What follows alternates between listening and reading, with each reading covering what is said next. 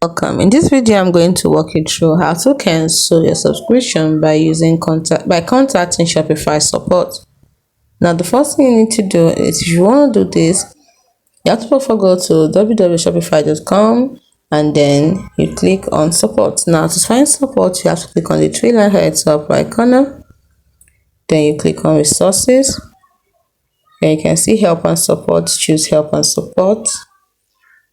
And then here, I've already typed in my question, that's why it moved here. But if you haven't typed in your question, what usually happens is, after you've put in help and support, after choosing help and support, at the bottom you see a space for you to type in the question here.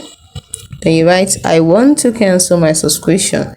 And to give you the steps on how to cancel your subscription, which is another way of deactivating your store. Now, to do this, you have to log into Shopify admin, then you choose settings and choose the plan you want to deactivate and click on deactivate store. You'll be asked to provide a reason for your deactivation and you can confirm by entering your password. Now, note that Shopify does not provide refunds for any remaining period after cancellation. If you believe there has been a billing error, you have to contact Shopify support for assistance. Now, so you just click on Shopify admin option there and take you to the admin for you to log in so you can follow the steps. So you log in with your email and your password. Hope you found this video helpful. Do not forget to like and subscribe to this channel for more. Thanks for watching.